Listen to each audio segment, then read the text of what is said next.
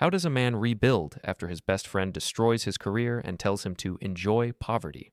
Why did a simple ER visit for a cut hand turn into 3 specialists staring at my blood work like it was a crime scene?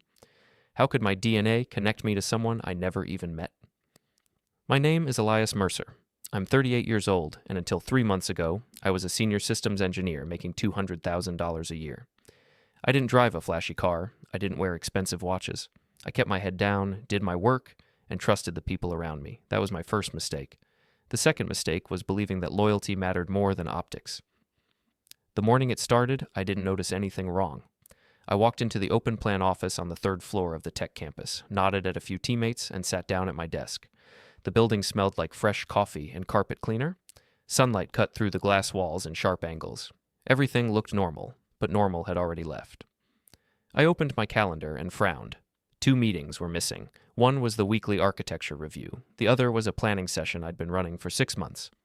I refreshed the page. Nothing changed. I checked my email, no explanations, just silence. Mara Finch walked past my desk. She was one of the engineers I'd mentored, sharp and quiet. She glanced at me, then away, too fast. Her expression was careful, controlled. "Morning," I said. "Morning," she replied, but she didn't stop. Before we dive deeper into this story, I have one small request. Please subscribe, drop a like, comment, and hit that hype button to boost this channel so more people can discover these incredible stories. I told myself it was nothing. People got busy, calendars glitched. I pulled up the project dashboard and started reviewing yesterday's deployments. The work was clean, no incidents, no complaints. I'd spent the last 2 years building the infrastructure that kept this company's platform online, and it ran like a machine. Around 10, I heard Gavin Rourke's voice before I saw him. He always announced himself that way, loud and warm, like he owned every room he entered. We'd been friends since college. He'd been the one who got me hired here 5 years ago. He said I was the smartest guy he knew, that the company needed someone like me. I believed him. "Elias!" Gavin came around the corner, smiling wide, a coffee cup in one hand and his phone in the other. He wore a tailored shirt and dark jeans, the kind of outfit that looked casual but cost more than my monthly rent. "How's it going, man?" "Good," I said. "Hey, did you see something about the architecture meeting? It's not on my calendar anymore." His smile didn't move. "Oh yeah, they shifted that to a smaller group. Just trying to streamline things, you know? Too many cooks." "I've been running that meeting for 2 years." I know. He leaned against my desk, lowering his voice like we were sharing something personal. "Look, it's not about you, it's just leadership wants to tighten up the decision loops. You're still doing great work. Don't overthink it." The way he said it made my chest tighten. Not because it was mean, because it was practiced. "Sure," I said. He clapped me on the shoulder and walked away, already talking to someone else before he reached the next row of desks. I tried to focus on my work, but something felt off. The rhythm was wrong. People passed my desk without stopping. Conversations happened in huddles I wasn't part of. When I asked a question in the team chat, the response took 30 minutes instead of 30 seconds. At 2 in the afternoon, I got an email from HR. Subject: conversation request. Urgent. My stomach dropped. Urgent never meant good news. I clicked the message. It was short, professional, cold. "Hi, Elias. Please come to conference room 3B at 3 p.m. today. Lenora Vance will meet with you. This is time sensitive." I read it 3 times. Then I stood up and walked to the bathroom. My hands were steady when I washed them, but my reflection looked tired. I dried my hands slowly, breathing through my nose, and told myself that this was probably about a project handoff, or a budget question, something boring. At 3, I walked down the HR corridor. The walls were white and clean, lined with abstract art that meant nothing. Conference room 3B had glass walls and a long table. Lenora Vance was already inside, sitting with a folder in front of her. She was 41, calm and precise, the kind of person who never raised her voice because she didn't need to. "Elias, come in. Close the door, please." I sat down across from her. The chair was too soft. "Thank you for coming on short notice." She opened the folder without looking at me. "I'll get straight to the point. We've received some concerns regarding your performance and conduct. We need to address them formally." The words landed like stones. "What concerns?" I asked. There have been reports of inconsistent communication, missed expectations, and concerns about cultural alignment." She slid a paper across the table. "We've documented several instances over the past few months. Additionally, there are questions about access protocols and data handling that we need to review. I stared at the paper. It was a list of vague accusations. Lack of transparency. Failure to collaborate. Potential security risks. None of it was specific. None of it was true. This doesn't make sense, I said. I've been here 5 years. My reviews have been solid. I haven't missed a deadline. This isn't about deadlines, Elias. It's about trust and alignment. She folded her hands on the table.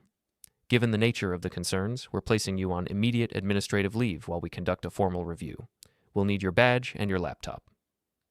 The air left the room. I felt like I was falling, but I was sitting still. You're firing me. We're suspending you pending investigation. If the review supports returning you to active status, we'll discuss next steps. If not, we'll formalize a separation. Who made these reports? I can't disclose that. It's confidential. I wanted to argue. I wanted to demand names and proof and fairness. But Lenora's face was a wall. This wasn't a conversation. It was a procedure. Can I get my things? Security will escort you. You'll have 15 minutes. I walked back to my desk in a fog. A security guard I didn't recognize followed me. People stopped talking when I passed. I packed my personal items into a cardboard box. A photo of my mother, a coffee mug, a notebook. My hands didn't shake. I felt numb. Gavin appeared near the elevator. His face was serious, sympathetic. He looked surprised. Elias? What's going on? They suspended me. What? Why? I don't know. He shook his head slowly. Man, I'm sorry. If there's anything I can do. Yeah, I said. The security guard walked me to the parking garage. I put the box in my trunk and sat in the driver's seat. The engine started, but I didn't move. I just stared at the concrete wall in front of me. My phone buzzed. A text from Gavin. Enjoy poverty. I read it twice. Then I looked at my reflection in the rearview mirror.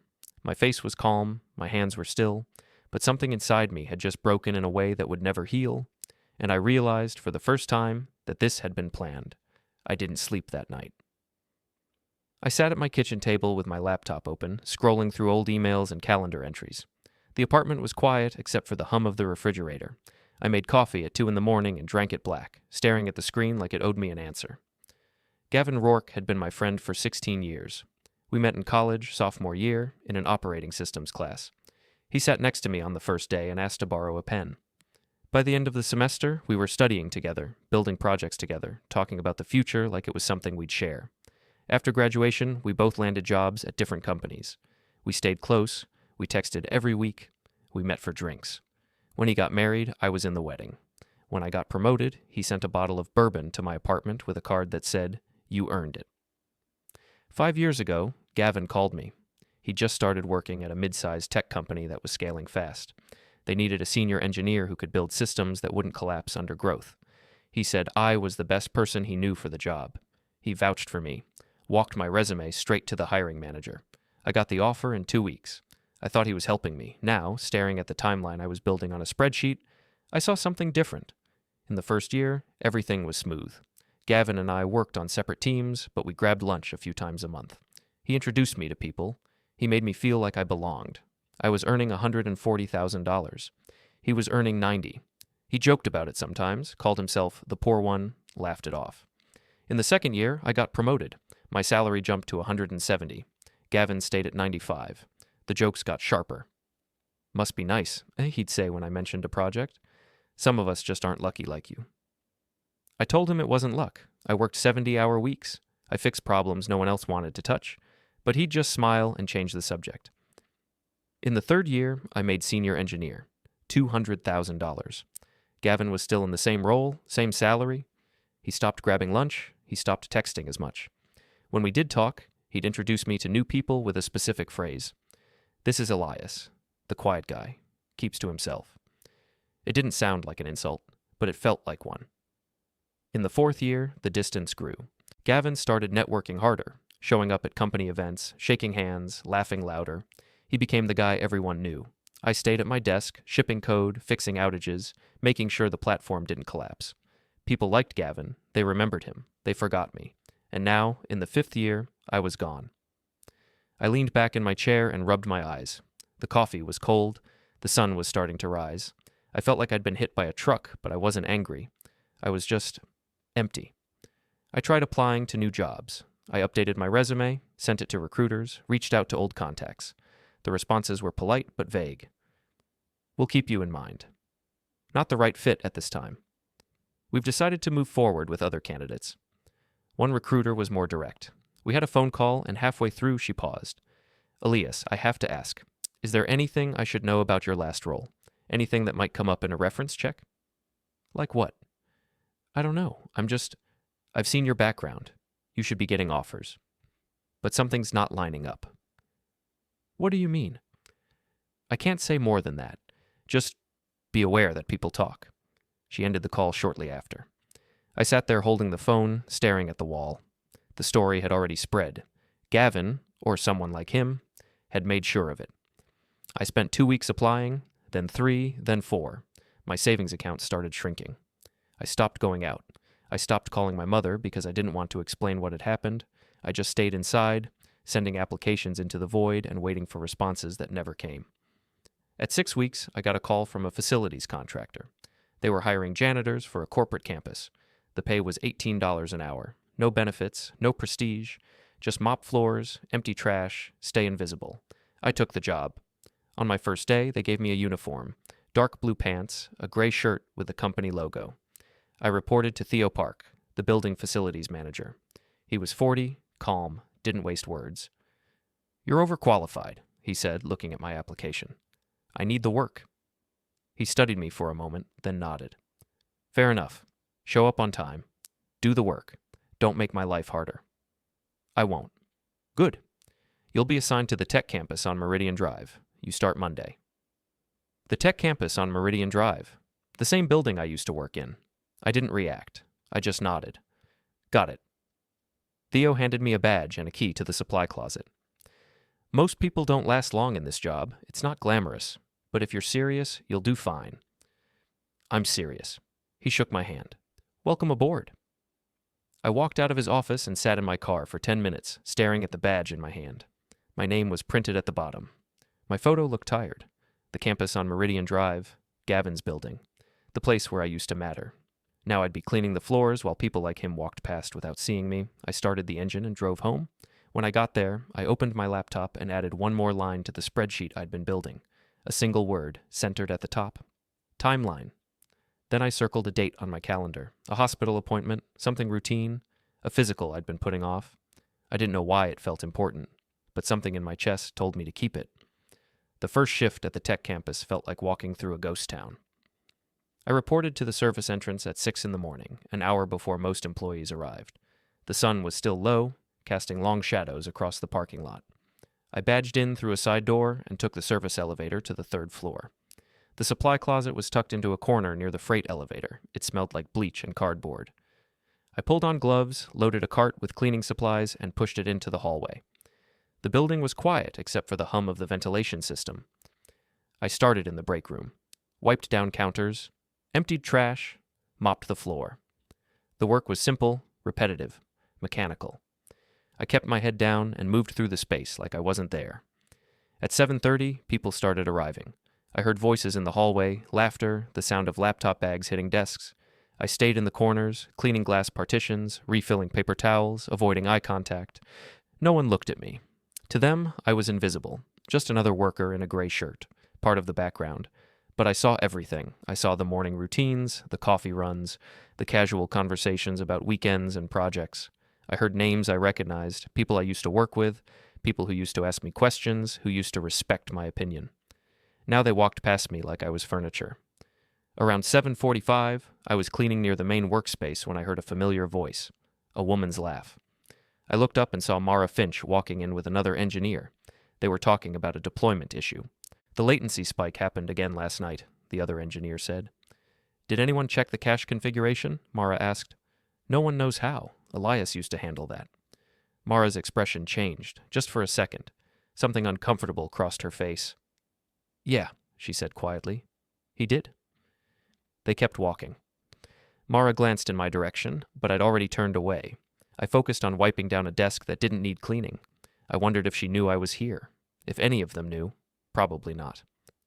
Why would they? Janitors were invisible. I saw Gavin arrive at 8:15, coffee in hand, smiling at people as he walked through the open plan floor. He wore a dark jacket and expensive shoes. He looked confident, comfortable, like he owned the space.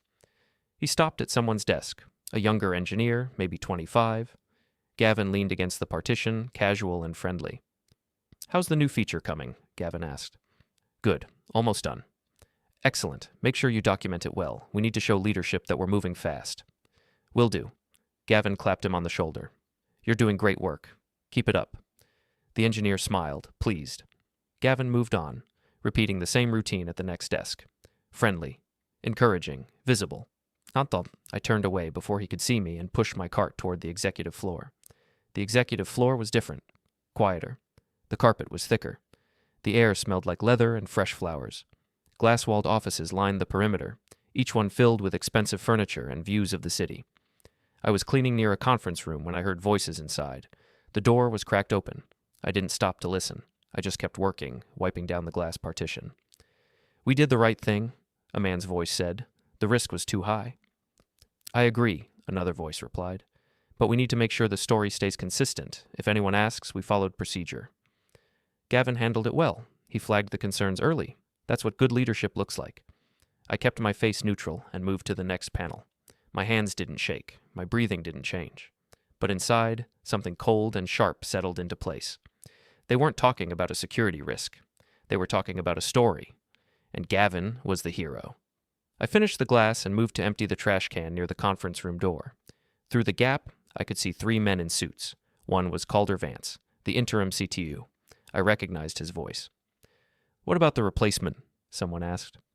"We promoted from within, someone who understands the culture." "Good.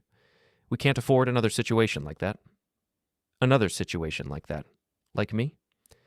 I tied off the trash bag and moved down the hallway. My chest felt tight, but I kept my movements steady, mechanical. I cleaned 2 more offices on the executive floor, then took the service elevator back down. I didn't see Gavin again that day, but 2 days later, I did. I was restocking paper towels in the 3rd-floor bathroom when I heard footsteps behind me. I turned, and there he was, Gavin Rourke, standing in the doorway, staring at me like he'd just realized something. For a moment, neither of us spoke. Then he smiled. Not a big smile, just a small, knowing curve of his mouth. "Elias?" I straightened up. "Hey. Wow, I didn't know you were working here." "Yeah." He looked at my uniform, then back at my face. His smile didn't move. "How have you been?" "Fine. Good. That's good." He paused, shifting his weight. "Look, man, I know things didn't work out, but I'm glad you landed somewhere, even if it's, different." Different. The word hung in the air like a weight. "It pays the bills," I said. "That's what matters, right?" He glanced at the paper towels in my hand. "Honest work. Nothing wrong with that." I didn't respond. I just looked at him. He shifted again, uncomfortable now. "So, how long have you been doing this?" "A few weeks. And you like it?" "It's fine." "Good. That's good." He checked his watch, a deliberate gesture. "Well, I should get back. Big meeting in 10 minutes. You know how it is." "No," I thought. "I don't know how it is. Not anymore." "Sure," I said. He laughed softly. "All right. Well, good seeing you." He walked out, and I heard him chuckle in the hallway. Not loud, just enough. A sound that told me he was pleased with himself, pleased that I'd fallen so far while he'd risen so high.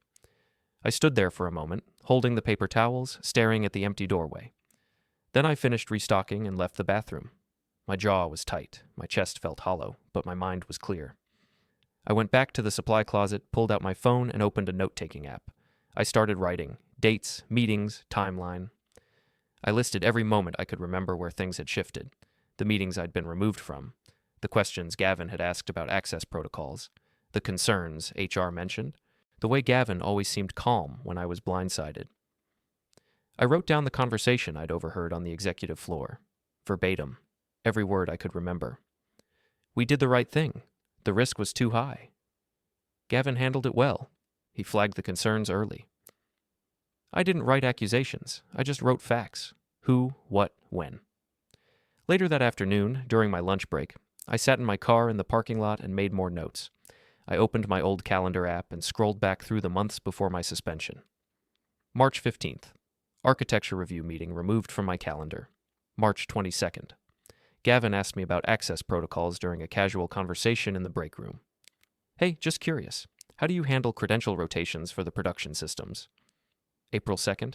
I noticed my name was missing from a planning document I'd authored. Someone else was listed as the primary contributor. April 9th. HR email requesting a conversation. April 10th. Suspension. The pattern was there. Clear, deliberate. I spent the rest of my break cross-referencing dates with old emails. I found messages where Gavin had CC'd HR on routine updates, something he'd never done before. I found meeting notes where my contributions were summarized vaguely, attributed to the team instead of to me specifically. I was being erased, slowly, methodically, and no one had noticed because it was so gradual. That night, I couldn't sleep again. I sat at my kitchen table with my laptop open, pulling up old emails. I cross-referenced them with my calendar. I made notes on who attended which meetings. I flagged inconsistencies. I wasn't looking for revenge. I was looking for clarity. And the more I looked, the clearer it became. Gavin hadn't just pushed me out. He'd positioned himself as the person who protected the company from me. He'd built a narrative where I was the problem, and he was the solution, and everyone believed him. I thought about the bathroom encounter, the way he'd looked at my uniform, the way he'd said different, with that slight emphasis, like he was savoring the word. He wanted me to feel small. He wanted me to know that he'd won. But what he didn't know was that every interaction, every word, every gesture was adding fuel to something inside me. Not rage, not hatred, just cold, clear purpose. At 2 a.m, my phone rang. The screen said, Mom. I hesitated, then answered. Elias? Hey, Mom. Are you okay? You haven't called in weeks. I'm fine. Just busy. Busy with what? I didn't answer right away. My mother's voice was careful, the way it always was when she was worried. Work stuff, I said. What kind of work stuff? Just changes. She was quiet for a moment. Then she said, Elias, I need to ask you something. Okay. Have you ever had your heritage tested? Your ancestry? The question caught me off guard. What? Your heritage, your background. Have you ever looked into it? No. Why? No reason. I was thinking about it recently. Her voice was strained. Do you know your type? Your biological markers? My type? Yes. Your genetics. Mom, what's going on? She took a breath. Nothing. I just want you to be careful. If anyone asks you about your family, about your history, just be careful. Why would anyone ask? They might. People ask questions sometimes. She paused. Has anyone mentioned anything? About your father? My father. She never talked about him. Ever. No. Why would they? No reason. I'm just being cautious. Her voice softened. Elias, I need you to promise me something. What? If anyone approaches you, anyone you don't know, anyone asking questions about your family or your background, don't answer them. Call me first. Mom, you're scaring me. I don't mean to. There are things I haven't told you, things I thought would never matter, but if they do matter, if they come up, I need you to be prepared. Prepared for what? I can't explain over the phone. Just promise me you'll be careful. I promise. She exhaled. Good. I love you. I love you too. She hung up before I could ask anything else. I sat there in the dark, staring at my phone. My mother had never talked like that before. Guarded, afraid. And the mention of my father, a subject she'd avoided for 38 years, felt like a door opening into something dark. I pulled up my calendar and looked at the hospital appointment I'd circled. A routine physical, standard labs, nothing unusual. But something told me it wasn't routine anymore. My mother's call had shifted something. The timing felt wrong, or maybe it felt exactly right. I opened a new folder on my laptop and typed one word at the top. Timeline.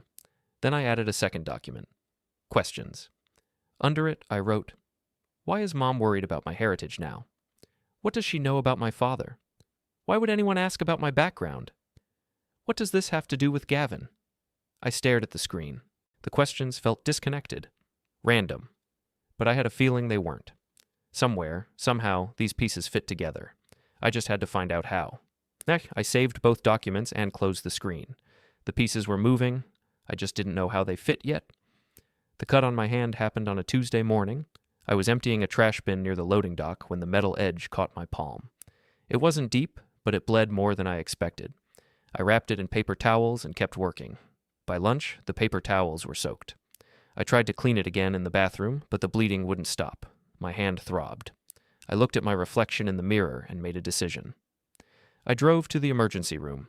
The ER was busy, but not chaotic. I checked in at the front desk, filled out a form, and sat in the waiting area. The chairs were uncomfortable. A TV mounted on the wall played news with the volume low. A mother sat across from me with a sick child. An older man held an ice pack to his shoulder. Normal people with normal problems. I wondered if mine was normal.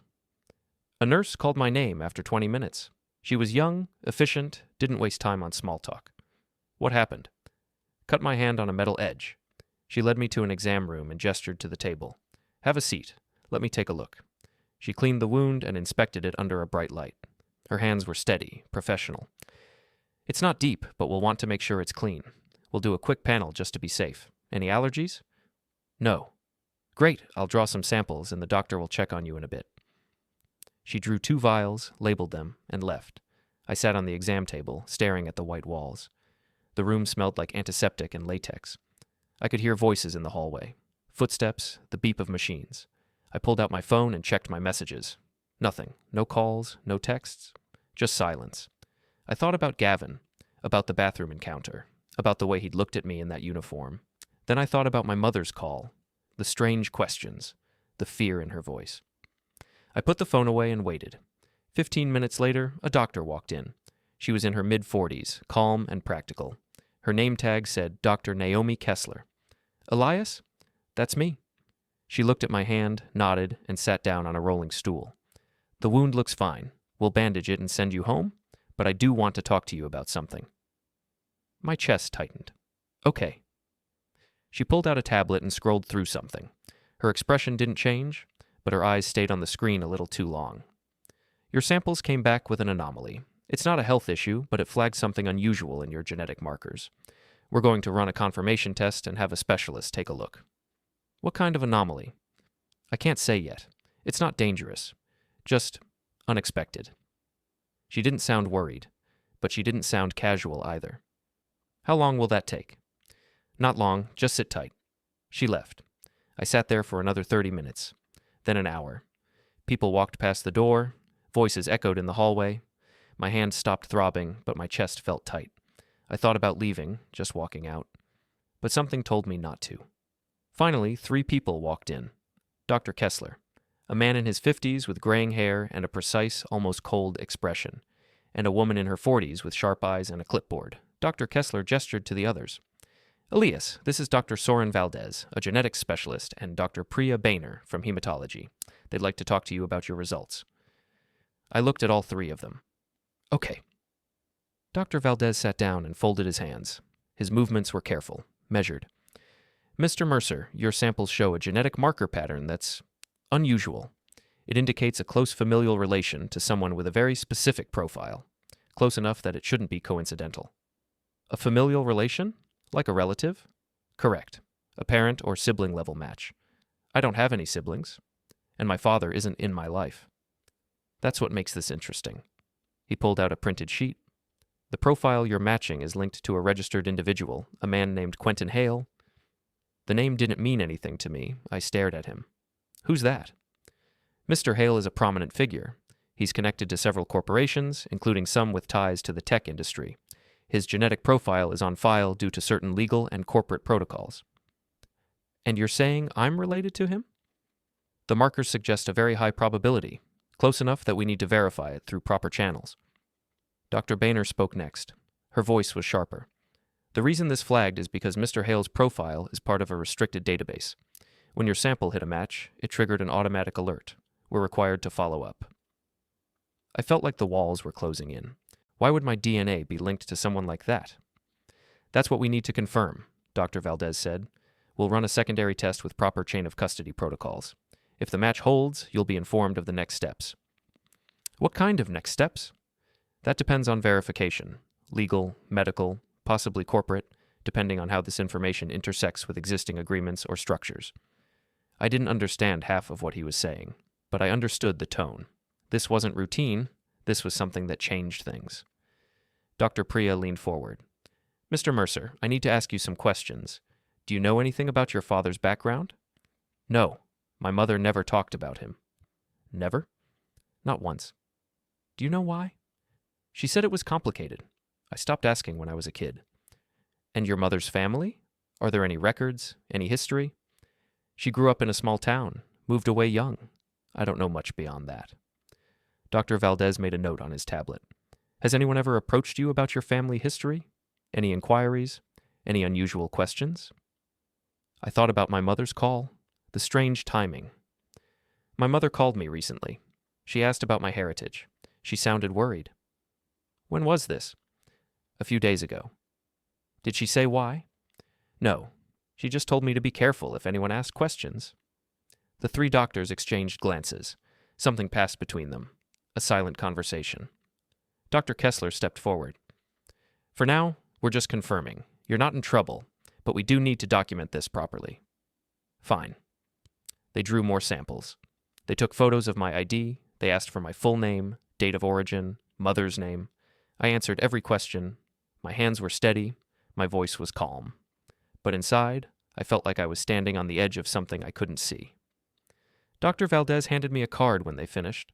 If you have questions, call this number. We'll have results in 48 hours. I took the card and nodded. Can I ask you something? I said. Of course. If this match is real, if I'm related to this Quentin Hale, what does that mean for me? He considered the question carefully. It could mean several things. Inheritance rights, legal standing, access to information that was previously restricted. It depends on Mr. Hale's arrangements and how he chooses to respond.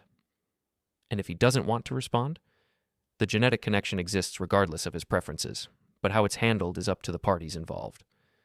What about my job? My old job? I can't comment on that, but if there's a conflict of interest, or if someone had knowledge of this connection before it was verified, that could have implications. I felt my chest tighten. Implications like what? I'm not a lawyer, Mr. Mercer, but I'd suggest you consult with one. After they left, I sat alone in the exam room. My phone buzzed. I pulled it out. A missed call, unknown number. I stared at the screen. No voicemail, no text, just a missed call. I saved the number and put the phone back in my pocket. A nurse came in 15 minutes later with discharge papers. She bandaged my hand properly, gave me instructions for care, and sent me on my way. 45 minutes later, I was sitting in my car in the hospital parking lot gripping the steering wheel. My phone buzzed again. Another missed call. Same unknown number. This time I answered. Hello? Silence. Then a click. I lowered the phone and stared at the dashboard. My chest was tight. My mind was racing. Someone was watching. Someone knew. I thought about the geneticist's words. Quentin Hale. Restricted database. Corporate protocols. I thought about Gavin's text. Enjoy poverty.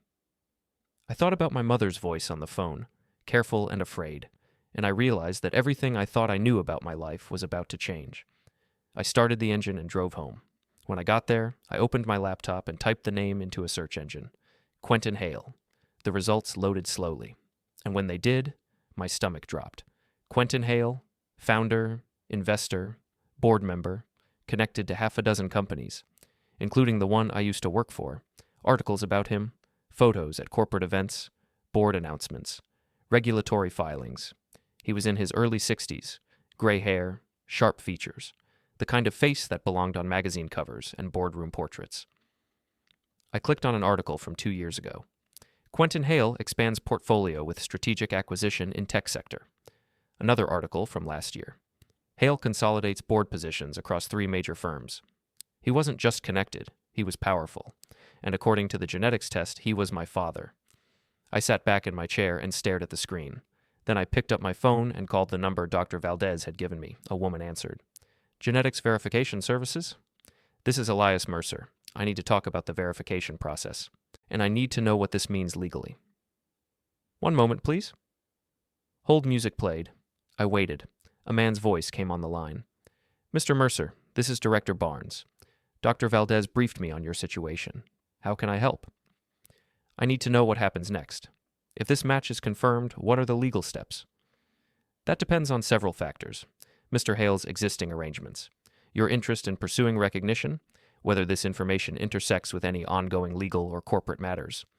And if it does intersect, then you'll need representation. This isn't something you should navigate alone.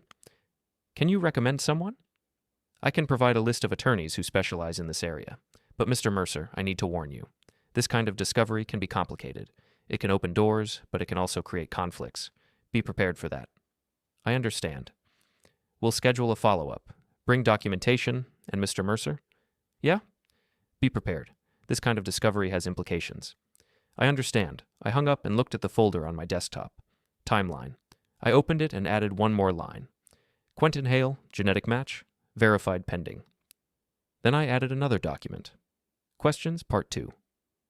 Under it, I wrote, Did Gavin know about Quentin Hale? Did my mother know Hale was connected to my company? Why was the test flagged? Who has access to that database? Why did someone call me twice from an unknown number after the test? I stared at the screen. The questions multiplied faster than the answers. But one thing was becoming clear. This wasn't about a job. This wasn't about betrayal. This was about power, about control, about who got to decide what story was told. And someone had decided I wasn't supposed to be part of that story. I closed the laptop and sat in the dark. The pieces were starting to fit, and I didn't like the picture they were making. The genetics office was in a medical building downtown, sterile and quiet. I arrived 15 minutes early and sat in the waiting room, staring at a wall-mounted clock. Dr. Valdez called me in at exactly 10 o'clock. His office was small and organized, no personal photos, just diplomas on the wall and a desk covered in folders. Mr. Mercer, thank you for coming. You said you had confirmation. He opened a folder and slid a document across the desk. We do. The secondary test confirms a close genetic match. You and Quentin Hale share significant markers consistent with a parent-child relationship. I looked at the paper. Numbers, charts, terms I didn't fully understand. So he's my father. The data supports that conclusion. And he knows about this? Not yet, but the match was flagged through restricted channels.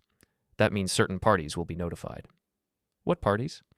Legal entities, corporate compliance, anyone with a vested interest in Mr. Hale's identity and lineage. I leaned back in my chair. Why does this matter so much? Because Mr. Hale is connected to multiple organizations, inheritance structures, control agreements, voting rights. If you're his biological child, that changes certain legal calculations. And my former employer? Yes, that's one of the entities connected to Mr. Hale's portfolio. I felt the ground shift under me. So Gavin Rourke knew, or he suspected. I can't comment on that. But if someone in your organization had advanced knowledge of this connection, it could explain certain actions. I stood up. I need copies of everything, chain of custody, verification logs, everything that proves this is real. I can provide that, but Mr. Mercer, this information is sensitive. How you use it matters. I'm going to use it properly. He studied me for a moment, then nodded. I'll prepare a packet. It'll be ready tomorrow. Good. Thank you. I left his office and drove to a small law firm I'd found online. The attorney's name was Julian Cross. He was 43, practical, no nonsense. His office smelled like old books and coffee. I sat across from him and laid out everything. The termination, the accusations, the DNA test, the connection to Quentin Hale. He listened without interrupting. When I finished, he leaned back in his chair. This is complicated, but it's actionable. What does that mean? It means you have multiple angles. Wrongful termination, defamation, conflict of interest. If someone in your organization knew about this connection and used it against you, that's exposure. Can we prove it? Not yet, but we can build a case. You'll need documentation, timeline, witnesses, anything that shows intent. I have that. Good. Then we start with a formal request. Employment records, complaint logs, audit trails. We force them to show their work. And if they refuse, they won't. Not once they realize what we know. I nodded. How long will this take? Weeks, maybe months. But if you're patient, we can make this hurt. I don't want it to hurt. I just want the truth. He smiled faintly. The truth usually hurts someone. I left his office and spent the next 2 weeks gathering everything I could. I reached out to Mara Finch, the engineer who'd worked on my team. I kept it simple. Mara, it's Elias. I know things are weird, but I need to ask you something. Did you ever see anyone raise concerns about my work before I was suspended? She responded the next day. No, your work was solid. If anything, people relied on you too much. I don't know what happened, but it didn't make sense to me. I saved the message. I filed a formal request with HR for my employment records. They stalled. I sent a second request through Julian Cross's office. They sent a partial packet 2 weeks later. I reviewed every page. The termination report cited security concerns and cultural misalignment. But there were gaps, dates that didn't line up, meetings that were referenced but not logged, approvals that came too fast. And then I found it. A memo from Gavin Rourke to HR, dated 3 weeks before my suspension. I have concerns about Elias Mercer's recent behavior and access protocols. I recommend a review before any sensitive transitions occur. I stared at the memo. It was vague enough to sound reasonable, but it was specific enough to start a process. And it was dated one day after my mother called me asking about my heritage. I called Julian Cross. I found it. Gavin initiated the review. Good. That's intent. Can you tie it to the DNA discovery? Not directly, but the timing lines up. Then we'll imply it. We'll force them to explain why the timeline matches. When do we move? Soon. But first, we need one more thing. What? A stage. 2 days later, I got a call from HR. Lenora Vance. Elias, we'd like to close your file. If you're willing to sign a mutual separation agreement, we can finalize everything and move on. What kind of agreement? Standard terms. No admission of fault. A neutral reference. A small settlement for your trouble. How much? $20,000. I almost laughed. No. Excuse me? I'm not signing anything. There was a pause. Elias, I'd encourage you to think carefully. This is a fair offer. I'll think about it, but I'm not signing today. I hung up. That night I got an email, an invitation to a company-wide town hall, leadership updates, Q&A open forum. Gavin Rourke's name was listed as one of the speakers. I stared at the email for a long time. Then I forwarded it to Julian Cross. This is the stage, he replied 2 minutes later. I'll prepare the packet. Be ready. I closed my laptop and looked at the folder on my desk. Timeline, DNA verification, employment records, witness statements, everything I needed to tell the truth. 1 week later, I walked into the company building. I wasn't wearing a janitor's uniform. I was wearing a plain jacket, dark pants, clean shoes. I badged in through the main entrance and took the elevator to the executive floor. Inside, I could hear voices, laughter, the sound of phones buzzing. I stepped into the hallway and saw the boardroom at the end. Glass walls, full crowd. Gavin standing at the front, smiling. I took a breath and walked forward. The boardroom was full, 50 people, maybe more, executives at the long table, employees in chairs along the walls. Gavin stood at the front near a projector screen, his hands in his pockets, smiling like he owned the room. He was mid-sentence when I walked in. And that's why cultural alignment matters. It's not just about skill, it's about trust. About knowing who's on your team. A few people nodded. Someone clapped. Gavin saw me and paused. His smile flickered just for a second. Then it came back, tighter. Elias. Hey, didn't expect to see you here. Every head in the room turned. I felt the weight of their eyes. But I didn't look away. I'm here for the open forum, I said. I have something to address. Lenora Vance stood up from her seat at the table. Elias, this isn't the appropriate venue for personal matters. It's not personal, it's procedural. She hesitated. Calder Vance, the interim CTO, leaned forward. He was 57, gray-haired, careful with his words. If you have a complaint, we can schedule a separate meeting. I don't need a separate meeting. I need 3 minutes. That's what the invitation said. Open forum. Calder exchanged a glance with Lenora. Then he sighed. Fine, 3 minutes. I walked to the front of the room. Gavin stepped aside, still smiling, but his jaw was tight. I set a folder on the table and opened it. My name is Elias Mercer. 5 months ago, I was suspended from this company without cause. The termination report cited security concerns and cultural misalignment. Those claims were false. I pulled out the first document. This is the employment record.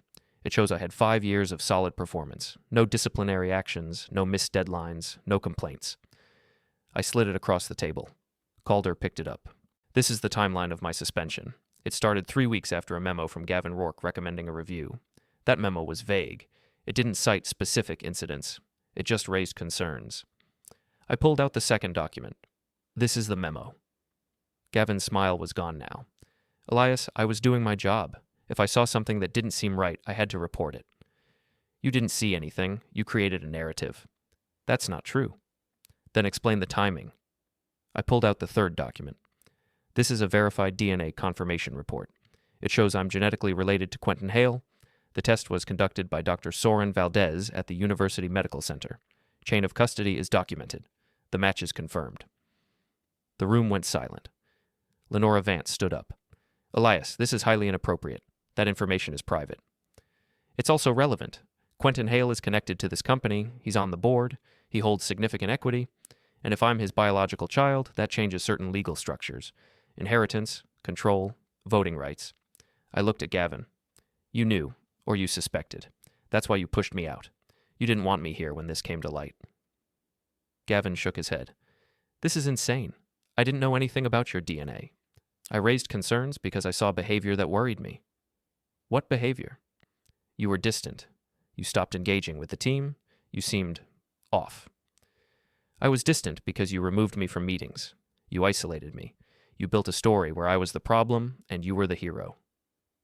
I pulled out the fourth document. This is a statement from Mara Finch, one of the engineers on my team. She says my work was solid. She says I was reliable. She says there were no performance issues. I slid it across the table. This is a formal complaint filed with the State Labor Board. Wrongful termination, defamation, conflict of interest. My attorney has copies. So does the Labor Board. So does the press. Calder Vance's face went pale. You involved the press? Not yet, but I will if this isn't corrected. Lenora stepped forward. Elias, let's take a step back. If there were errors in the process, we can address them privately. There were no errors. There was intent, and I have proof. I pulled out the final document. This is a text message from Gavin Rourke, sent the day I was suspended. It says, "Enjoy poverty." I held up my phone. The screen showed the message. Gavin's name, the timestamp. The room was dead silent. Gavin's face flushed. That was a joke? It wasn't funny. I was frustrated. You were acting like you didn't care. I cared, I just didn't perform the way you wanted. I didn't play politics, I didn't network, I did my job, and you punished me for it. I turned to the room. Gavin Rourke didn't fire me because I was bad at my job. He fired me because I was good at it, because I earned more, because I didn't need him. And when he found out about my connection to Quentin Hale, he realized I might have power he couldn't control, so he erased me before I could use it. Gavin stepped forward. This is slander. It's truth, and you can't stop it. I closed the folder and looked at Calder Vance. I'm not asking for my job back. I'm asking for a correction, a public retraction, an acknowledgement that I was wrongfully terminated, and I'm asking that Gavin Rourke be removed pending an investigation. Calder didn't respond. He just stared at the documents on the table. Lenora spoke quietly. We'll need to review this. You have 48 hours. I picked up the folder and walked toward the door. The room was still silent. People stared. Some looked shocked. Some looked uncomfortable. A few looked like they wanted to say something, but didn't. Gavin's voice followed me. You're making a mistake. I stopped at the door and turned back. No, Gavin, you did. I walked out. In the hallway, I heard footsteps behind me. Mara Finch caught up, her expression tight. Elias, that was necessary. I know, but be careful. They're not going to let this go quietly. I don't need them to let it go. I need them to tell the truth. She nodded. For what it's worth, I'm glad you did it. Thanks. I took the elevator down and walked out of the building. My hands were steady, my breathing was calm, but my chest felt lighter than it had in months. I got in my car and sat for a moment, staring at the steering wheel. Then my phone buzzed. A text from Julian Cross. How did it go? I typed back. It went. Good. Now we wait. I put the phone down and started the engine. 48 hours. That's all they had. The first response came 24 hours later, an email from Lenora Vance. Elias, we'd like to schedule a meeting to discuss your concerns.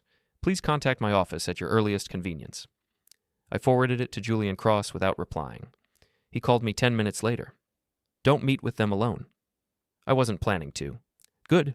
Let them sweat. They're trying to control the narrative. Don't give them the chance. What's the next step?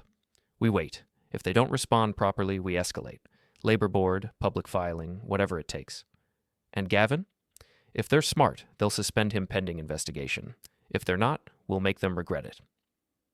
I hung up and sat at my kitchen table, staring at my laptop. The folder labeled Timeline was open on the screen. Every document, every statement, every piece of evidence I'd collected over the past 3 months. It was all there. Clear, organized, undeniable. I closed the laptop and walked to the window. The city stretched out below me, quiet and indifferent. I thought about Gavin standing in that boardroom, his face flushed, his voice tight. I thought about the way the room had gone silent when I showed them the proof. For the first time in months, I felt like I could breathe. The second response came 36 hours after the meeting. A phone call from Calder Vance. I didn't answer. I let it go to voicemail. Elias, this is Calder Vance. I'd like to speak with you directly about the issues you raised. Please call me back as soon as possible. I played the message twice. His voice was calm, but there was tension underneath. He was trying to sound reasonable, cooperative. I didn't call back. Instead, I sent an email to Lenora Vance, copying Julian Cross. I'm willing to meet, but only with legal representation present. Please provide a formal agenda and list of attendees before we schedule anything. She responded within an hour. And understood. We'll prepare an agenda and send it over by end of day. The agenda arrived at 6 p.m. It was short, straightforward. Agenda. Review of employment termination. Discussion of procedural concerns. Potential resolution options. Attendees, Lenora Vance, Calder Vance, legal counsel for the company, me, Julian Cross, no Gavin Rourke. I stared at the list. His absence was deliberate. They were distancing themselves. I forwarded the agenda to Julian. They're cutting him loose. He replied immediately. Good, that's progress. Accept the meeting. We'll go in prepared. The meeting was scheduled for 3 days later. I spent those days reviewing everything, the documents, the timeline, the DNA verification. I ran through the conversation in my head, imagining every question they might ask, every angle they might try. Julian called the night before. Remember, you don't have to prove intent. You just have to show inconsistencies. They'll fill in the rest. What if they deny everything? They won't. They know what we have. They're trying to minimize damage, not fight it. And if they offer a settlement, we listen, but we don't accept anything that buries the truth. Good. The meeting took place in a glass-walled conference room on the executive floor, the same floor I used to work on. I walked in with Julian at my side, carrying a folder and a calm expression. Lenora and Calder were already seated. So was a man in his 50s wearing a suit. He introduced himself as Marcus Lynn, the company's legal counsel. We sat down. No one smiled. Lenora spoke first. Elias, thank you for coming. We've reviewed the materials you provided, and we'd like to address your concerns. Go ahead. First, we acknowledge that the termination process had procedural gaps. Certain steps were not followed as thoroughly as they should have been. What steps? Documentation, verification, formal notice. We should have been more transparent with you about the specific concerns that led to your suspension. And the concerns themselves?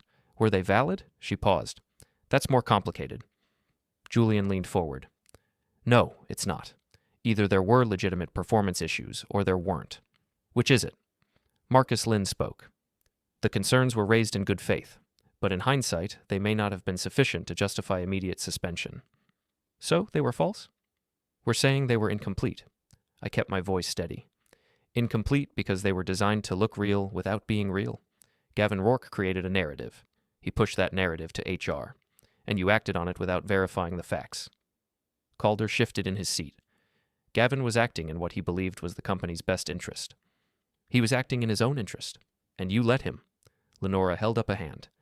Elias, we understand you're upset, and we want to make this right. How?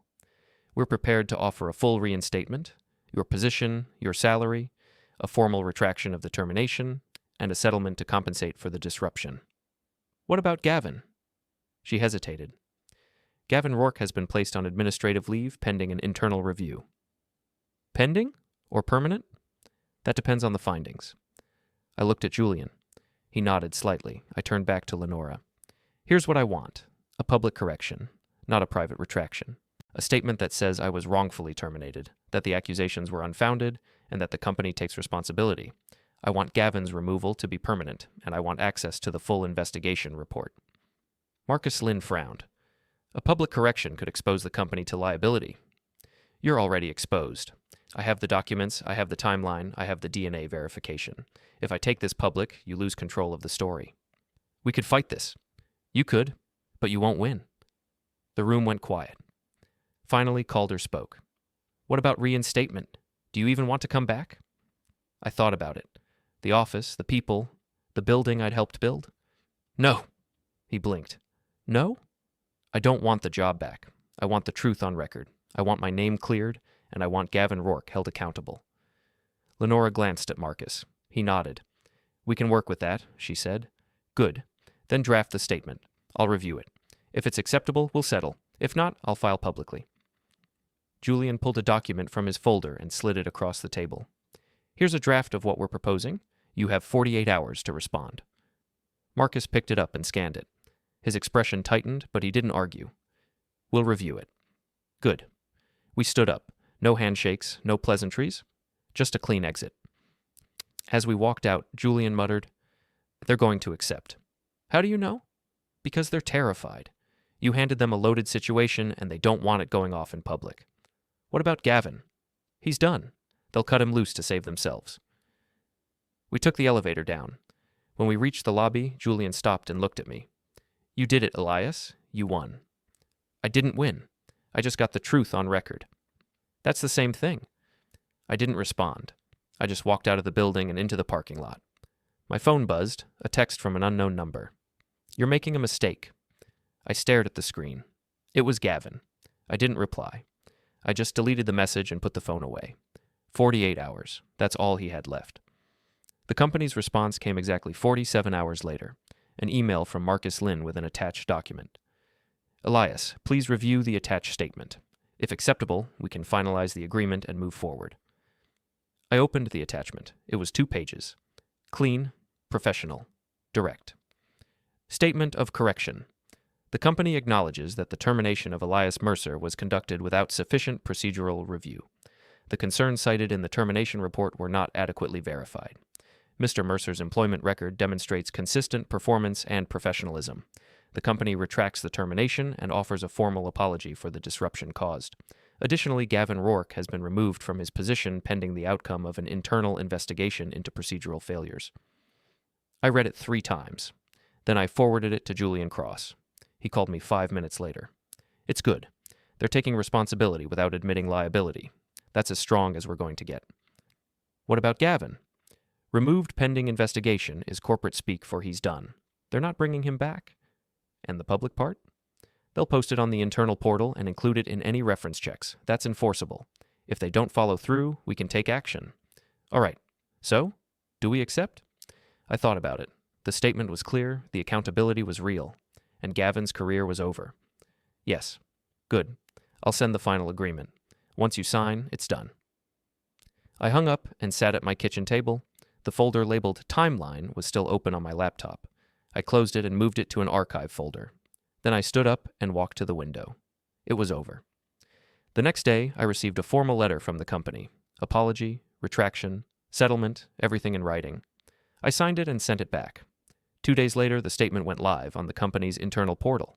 I didn't log in to see it, but Mara Finch sent me a screenshot. It's up. People are talking. You did it. I stared at the image. The words looked small on the screen, but they were real. I replied, Thanks. She sent another message. What are you going to do now? I didn't answer right away. I thought about the janitorial job, the service elevator, the invisible work, the quiet dignity of moving through spaces without being seen. I don't know yet. You should take some time. Figure it out. Yeah. I put the phone down and looked around my apartment. It was small, bare, but it was mine. For the first time in months, I felt like I could think clearly. A week later, I got a call from Theo Park, the facilities manager. Elias, I heard about what happened. Yeah. I don't know all the details, but I wanted to say, you handled it well. A lot of people would have given up. I couldn't. I respect that. He paused. Look, if you want to keep working here, you're welcome to, but if you're moving on, I understand. I think I'm moving on. Fair enough. Good luck, Elias. Thanks, Theo. I hung up and walked to the window. The city stretched out below me, indifferent and endless. I thought about Gavin, about the text message, the smirk in the hallway, the way he'd tried to erase me. And I thought about the boardroom, the silence, the documents on the table, the way his face had flushed when the truth landed. He was gone now, suspended, removed. His name was tied to procedural failure and conflict of interest. His career was over, and I was still standing. My phone buzzed. A text from Julian Cross. "Final paperwork is done. You're clear. Congratulations." I read the message twice. Then I typed back, "Thanks." I put the phone down and sat in the quiet. It was over, but I didn't feel victorious. I just felt tired. And then my phone buzzed again. An email from an address I didn't recognize. The subject line said, "Regarding Quentin Hale." I opened it. "Mr. Mercer, my name is Evelyn Marsh. I represent Quentin Hale in certain legal and corporate matters. Mr. Hale has been informed of the recent DNA verification and would like to arrange a meeting. Please contact my office at your earliest convenience." I stared at the screen. Quentin Hale. My father. The man whose name had changed everything. The man I'd never met. I closed the email and set the phone down. Then I stood up and walked to the kitchen. I poured a glass of water and drank it slowly. The truth was out. The lies were corrected. Gavin was gone. But the story wasn't over. It was just beginning. I didn't respond to Evelyn Marsh's email right away. I sat with it, let it settle, thought about what it meant. Quentin Hale wanted to meet. My father. The man whose DNA had confirmed a connection I never knew existed. The man whose name was tied to corporate structures, voting rights, inheritance. The man who, according to the genetics report, should have been impossible. But he was real, and now he wanted to talk. After 3 days, I replied, "Ms. Marsh, I'm willing to meet. Please provide a time and location. I'll bring legal representation." She responded within an hour. "Understood. Mr. Hale is available next Thursday at 2 p.m. The meeting will take place at his private office downtown. Address attached. Please confirm." I forwarded the email to Julian Cross. He called me immediately. "Are you sure you want to do this?" "I have to." "Why?" "Because I need to know who he is, and why this matters." Julian was quiet for a moment. "All right, I'll be there." "Thanks." The week passed slowly. I spent most of it at home, thinking. I didn't take any new jobs. I didn't make plans. I just waited. On Thursday, Julian picked me up at 1:30. We drove downtown in silence. The office was in a high-rise near the financial district. Glass and steel, expensive. We checked in at the lobby and took the elevator to the 23rd floor. Evelyn Marsh met us in the hallway. She was 45, sharp-eyed, professional. She wore a tailored suit and carried herself like someone who dealt with high-stakes situations every day. "Mr. Mercer, Mr. Cross, thank you for coming." "Where's Quentin Hale?" I asked. "This way." She led us down a hallway lined with abstract art and into a corner office. The view overlooked the city. The furniture was minimal, expensive. Quentin Hale stood by the window. He was 60, tall, gray-haired, with a face that looked weathered but sharp. He wore a dark suit and no tie. His expression was unreadable. He turned when we entered. "Elias." His voice was calm, measured, not warm, but not cold either. "Mr. Hale." "Sit, please." We sat. Evelyn remained standing near the door. Quentin sat across from us, folding his hands on the table. "I'll be direct," he said. "The DNA results were confirmed 3 weeks ago. I was notified through legal channels. I didn't know about you until then." "You didn't know?" "No. Your mother and I were involved briefly many years ago. It ended before she told me she was pregnant. Or she chose not to tell me. Either way, I didn't know you existed." I stared at him. "And now?" "Now I do, and that changes things." "What things?" "Legal structures, corporate agreements, inheritance. You're my biological child. That means you have certain rights." "I don't want your money." "I'm not offering it. I'm explaining the reality. Whether you want it or not, you're connected to me. And that connection has consequences." Julian leaned forward. "What kind of consequences?" Quentin looked at him. "Corporate consequences. I hold significant equity in several companies. I have voting rights, control agreements. If Elias is my heir, that affects succession planning. It affects who has influence when I'm gone. And the company I used to work for?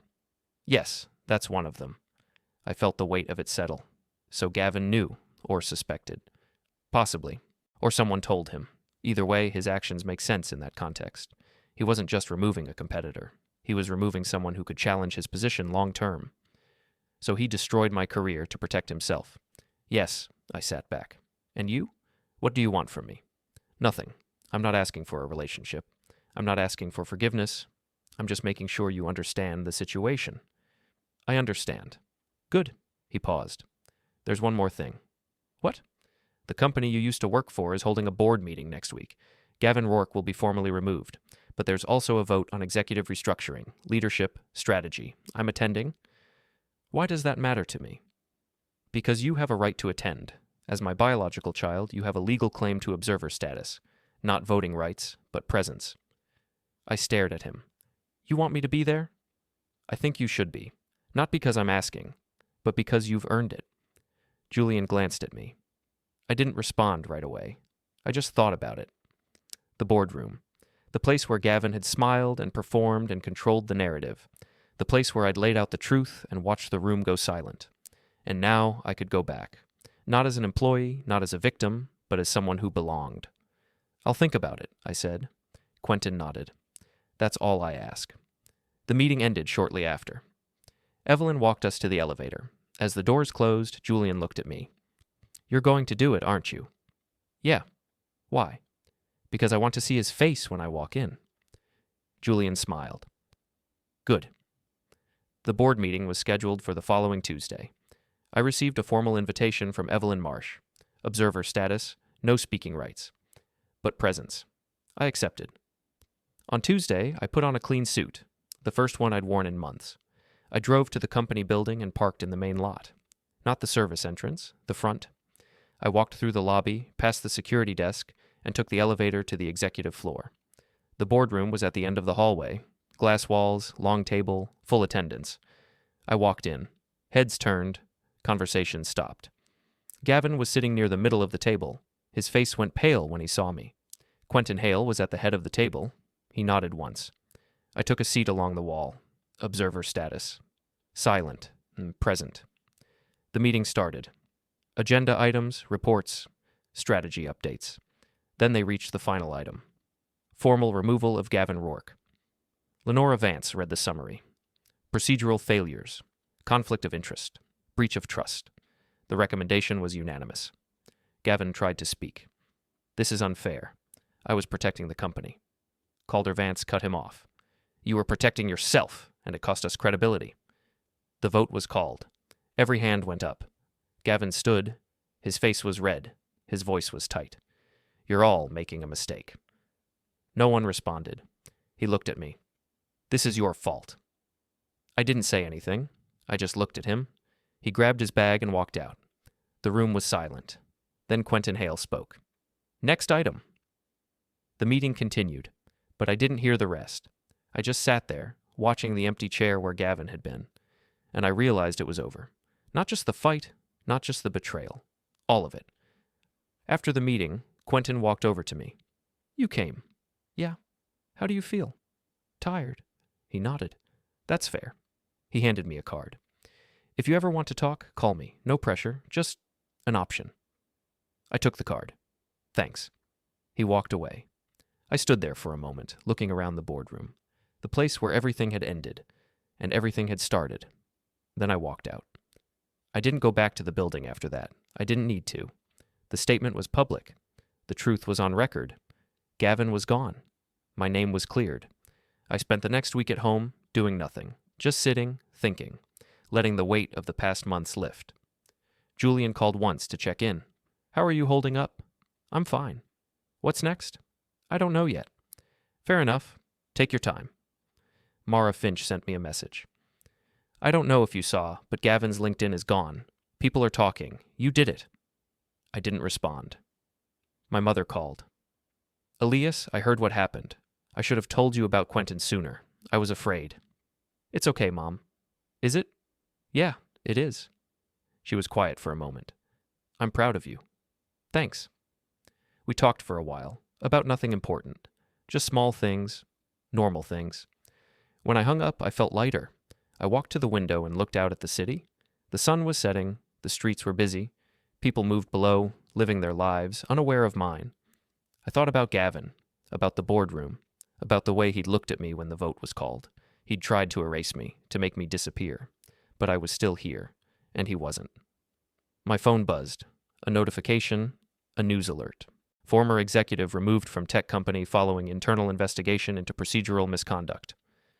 I opened the article. It was short, professional. No names, just facts. But it was real. I closed the phone and set it down. Then I walked to my laptop and opened the folder labeled Timeline. I stared at it for a moment. Then I dragged it to the archive. The fight was over. The truth was out. And I was free. I stood up and walked to the door. I didn't know where I was going. I didn't have a plan. But I didn't need one. I opened the door and stepped outside. The air was cool. The sky was clear. And for the first time in months, I felt like I could breathe. I walked down the street, past the cars and the people and the noise. And I didn't look back.